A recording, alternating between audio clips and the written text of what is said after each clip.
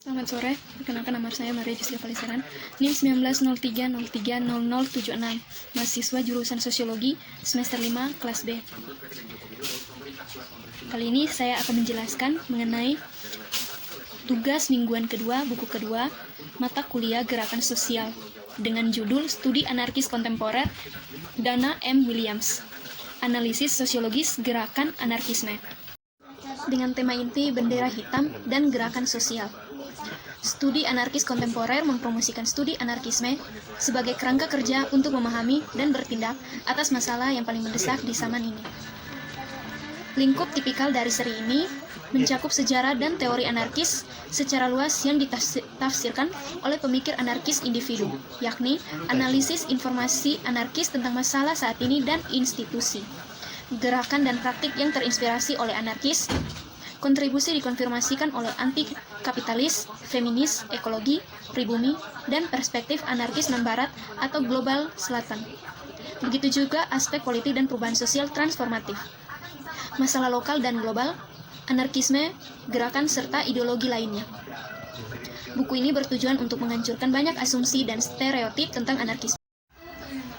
Kegunaan sosiologi dalam mempelajari gerakan anarkis.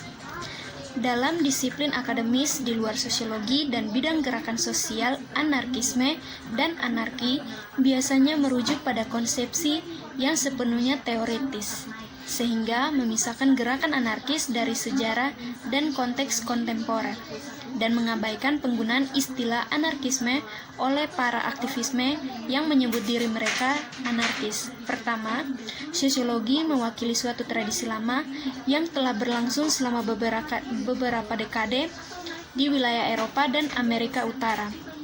Mereka juga mengasah pada pandangan gerakan sosial.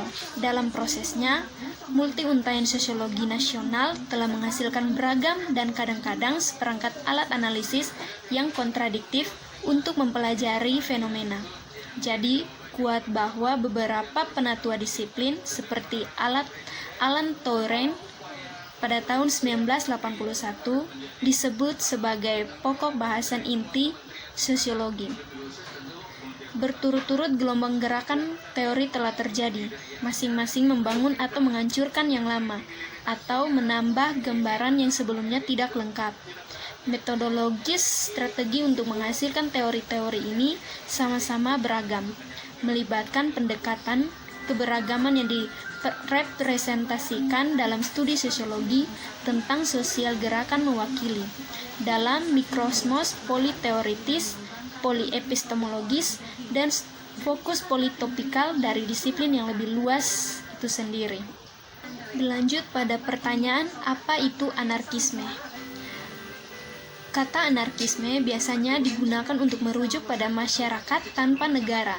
Jadi, menjadi anarkis berarti menentang keberadaan negara. Namun, anarkisme memerlukan lebih dari sekedar definisi kamus yang rabun ini. Anarkis umumnya mengkritik banyak hal di luar negara. Pada kenyataan, apapun dengan penguasa, kebanyakan anarkis menganggap anarkisme sebagai oposisi terhadap penguasa. Tidak semuanya tatanan sosial yang ada, meskipun anti peradaban anarkis pasti juga tetap ada. Bendera hitam dan gerakan sosial berfokus pada gerakan anarkis. Subjek di sini adalah ekspresi terorganisir dari anarkisme.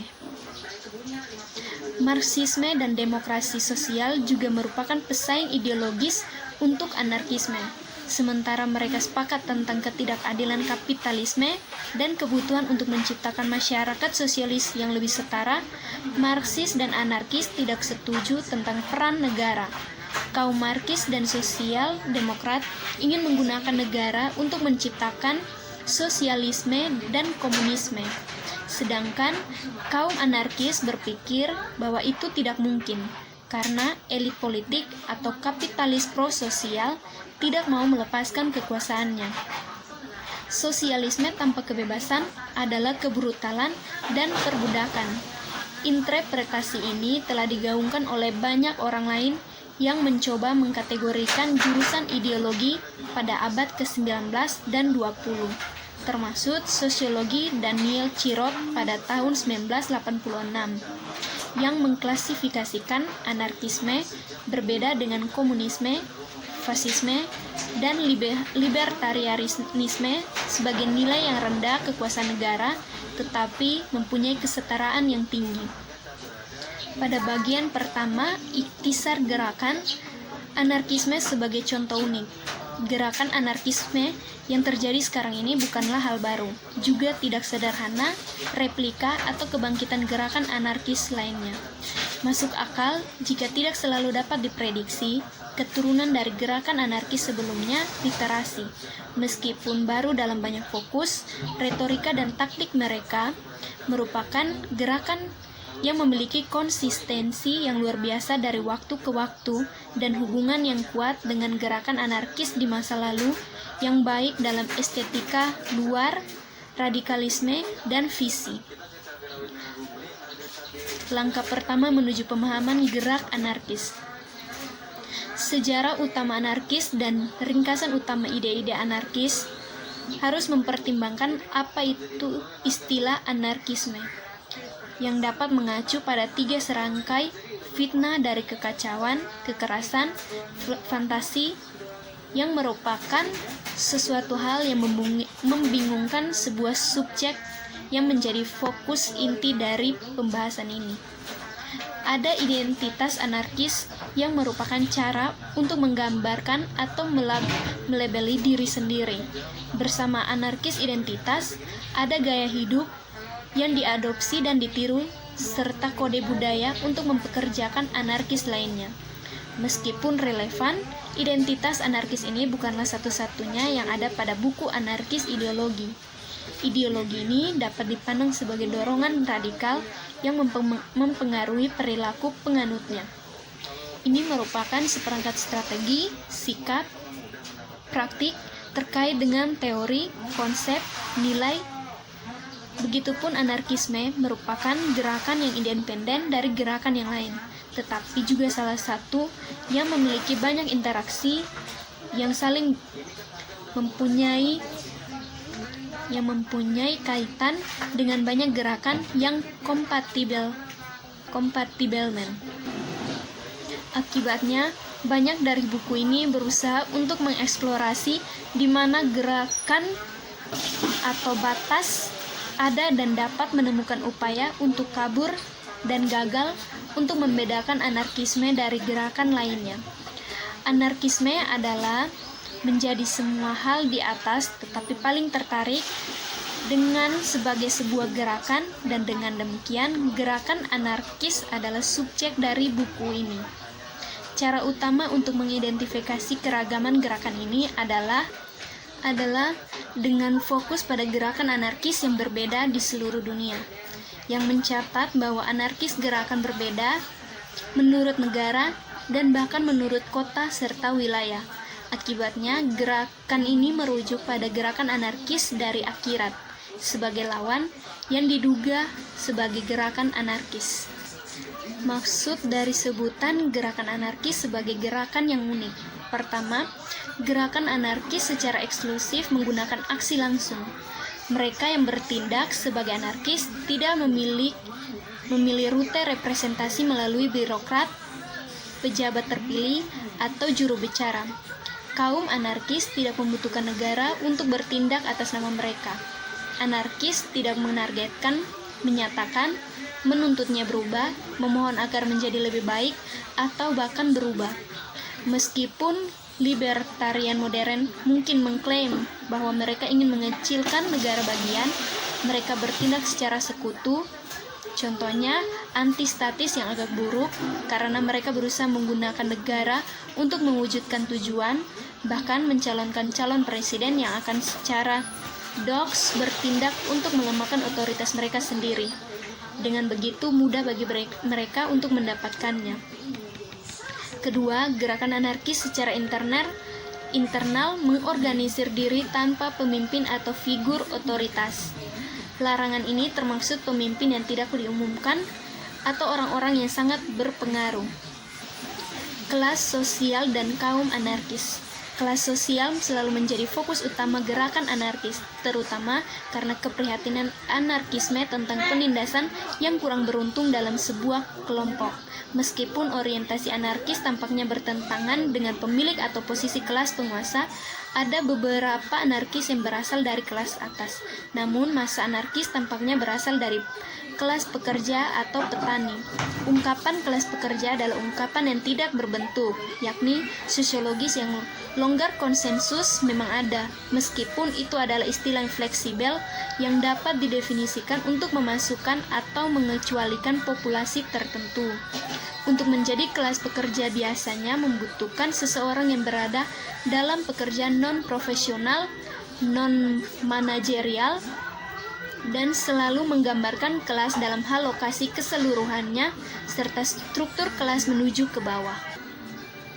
Bagian 2, interpretasi teoritis, pentingnya sosial teori gerakan ke anarkisme. Apa itu gerakan sosial? Gerakan sosial sendiri merupakan aplikasi sosial dan perwujudan teori anarkis yang belum dapat ditafsirkan melalui sosiologi teori gerakan sosial. Tentu saja, teori aktivis terjadi di dalam semua gerakan sosial, tetapi akademisi cenderung fokus hampir secara eksklusif pada reformis, gerakan arus utama. Ada kontribusi yang mengesankan oleh para ahli teori gerakan sosiologis, tetapi para aktivis tetap frustasi dan acuh tak acuh terhadap upaya untuk berteori tentang revolusioner atau gerakan anti-otoritarian seperti anarkisme. Negara dan konteks. Negara adalah lokasi strategi peluang dari perspektif radikal, gerakan anti-negara, perilaku gerakan sosial rutin yang mengajukan petisi, protes atau melobi pemerintah untuk mengubah atau mengadopsi undang-undang atau kebijakan tertentu yang sudah dikenal di zaman modern masyarakat, dari yang dijalankan oleh kediktatoran hingga yang memiliki perwakilan demokrasi. Bagian 3, interaksi.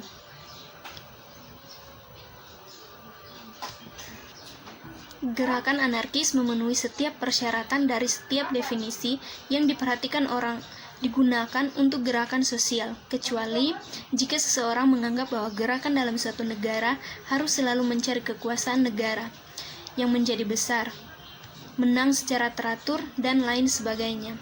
Sebenarnya, banyak teori gerakan sosial yang ada dan berkontribusi untuk memahami anarkis gerakan, meskipun sering tidak sempurna. Misalnya, peluang politik gerakan, sementara secara terpusat berkaitan dengan peluang berbasis negara, masih cukup relevan dengan gerakan anti-negara, meskipun kaum anarkis menggunakan peluang ini dengan cara dan untuk tujuan yang berbeda dalam mobilisasi mereka. Masalah dengan penelitian tentang gerakan radikal. Kaum anarkis tidak menginginkan negara militeristik, korporasi, dan musuh lainnya untuk mengetahui rahasia mereka. Bagaimana mereka mengatur, siapa dan di mana mereka, apa rencana mereka, dan cara terbaik untuk menghentikannya. Jika ada penelitian yang kuat, itu mungkin membantu lembaga negara untuk memahami dan dengan demikian dapat menekan tanpa memerlukan informan yang mahal atau menggunakan seseorang sebagai pengintai sebuah informasi. Kesimpulannya, yang pertama, gerakan sosial itu nyata. Pendekatan fenomenologis ini mengasumsikan bahwa hal-hal yang nyata memiliki fisik, bentuk dunia nyata yang kita dapat amati dan pelajari. Meskipun penelitian gerakan akademik lebih memilih untuk fokus pada gerakan berorientasi reformasi yang sukses, gerakan anarkis juga memiliki subjek yang sah dan berharga. Meskipun gerakan memiliki tujuan realitas, misalnya para anarkis melakukan protes panggung, berkumpul di buku nyata, pameran, dan memiliki organisasi kolektif, mereka juga dapat memiliki subjektif realitas. Yang kedua, gerakan sosial itu rumit. Sulit bagi orang luar untuk benar-benar memahami pengalaman orang dalam gerakan sosial.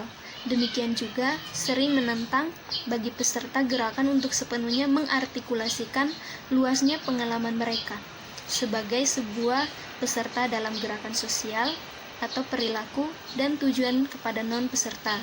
Beragam pendekatan multifaset diperlukan untuk memahami kompleksitas gerakan. Yang ketiga, gerakan sosial dapat dijelaskan dan dimodelkan, walaupun tidak pernah dijelaskan dan dimodelkan oleh para ahli. Untuk kepuasan semua orang. Tujuan-tujuan ini adalah tujuan dari teori. Banyak sekali kerangka teoretis yang lebih besar telah muncul, bukan teori besar, tetapi pasti terfokus pada gambaran besar, serta teori-teori yang lebih kecil yang telah melakukan penerapan dalam konteks terbatas tertentu.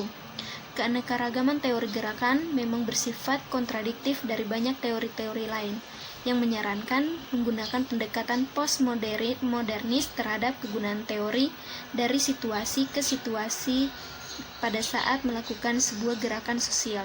Akibatnya, tidak ada teori gerakan yang tampaknya berhasil dengan sempurna, baik itu dalam segala hal, dan juga tidak seharusnya memulai kritik pada teori gerakan. Sekian.